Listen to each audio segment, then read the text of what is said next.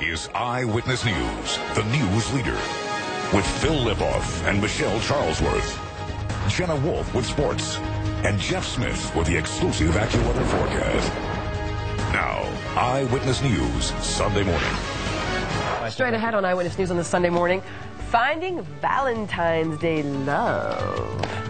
Not the way you might think. A local expert is going to tell us how to be hot to trot and get people to want to date us if we're not married. Here's a key. Don't growl like that. Actually, I think that would Good work. thing you're married. I think that would work for most people. Welcome back. Off Valentine's Day, canoodling for couples, but lonely for singles. If you're one of the singles out there, we have some help for you and some advice. Joining us with some practical tips for finding Mr. or Ms. Right is Mark Goldman, the founder of JRetromatch.com. Good morning. Thanks for being with us. Good morning. Great to be back. So number one, you say, if you don't like yourself, why is somebody else going to want to like you? Correct. Basically, right? You got to be incredibly attractive to yourself. Right. Quite often people start focusing on a lot of excuses. Everyone wants to go ahead and find romance. Everyone wants to find love. Everyone wants to find a relationship. Right. But if you go ahead and focus on all of the excuses of why it's not happening for you, you're going to go ahead and put yourself in the wrong mindset. Don't start focusing on the fact that you can't commit, or that you can't find the right person for yourself, or the fact that you can't make enough money, or the fact that you don't feel yourself you're attracted enough. These are old ideas that people might have from years ago. Right. Go ahead, accept yourself for who you are. Until you do that, it's going to be really hard to find somebody else. And if you do find somebody else, the chances are it's going to be the wrong type of person that are going to continue to promote these ideas within yourself. Oh, there you go. Yeah, you want to find the right kind of person. Correct. Not just anybody. That's not what you're out there for. So give yourself a break and you'll have a little more self-confidence going out there. Number two, you say, embrace your weaknesses. What the heck does that mean? No one's perfect. Everyone has weaknesses. Everybody has flaws. If you go ahead and accept them for yourself that you have flaws and you're not going to be able to create that perfect image when going out there, you can do two positive things. First of all, you can allow yourself to grow because you realize, okay, I'm not perfect, but I can move forward from here. Right. Secondly, and more importantly, you're going to be able to accept the flaws in others. Everyone always thinks, oh, I have to find somebody perfect. There's nobody perfect. You're not perfect yourself, and there's no way you're going to find somebody else that's perfect in every aspect as well.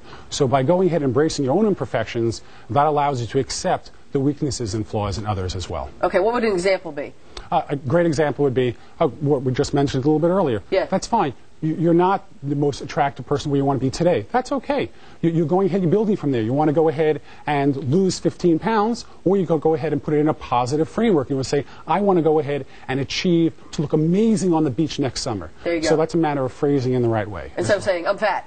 Exactly. Right. Don't say that I'm fat. Go ahead and say, I want to look great in a bathing suit next summer. It's more positive. Definitely, okay. much more positive. So on that same note, have positive goals. Definitely. If you go ahead and phrase where you want to go in a very positive fashion, it's going to go ahead and set the mindset in the right way as well. Deborah Grayson Regal, actually on JRetromatch.com, our site, goes ahead and says, set green light goals. Set things in a positive fashion. Set the vision, the image of where you want to go to rather than where you are today. Set an appealing, desirable image and go ahead and phrase things that way. For example, don't go ahead and say that I want to avoid someone who finds the faults in myself.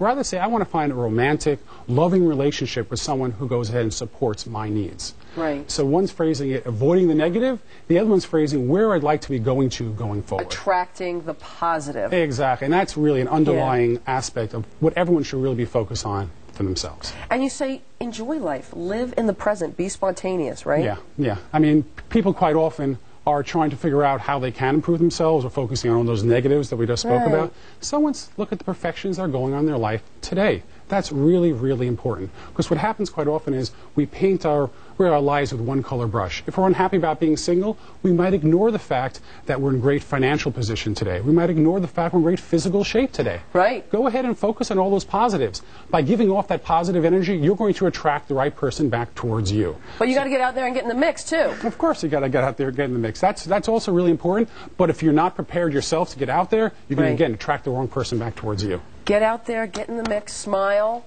and enjoy Valentine's Day. You got it. If you don't have a Valentine, get yourself a nice little card gift. Thank you. We've set up these tips on our website, 7online.com. Just click on the See It on TV link on the upper right-hand side of the page. You'll see weekend morning interviews and tips.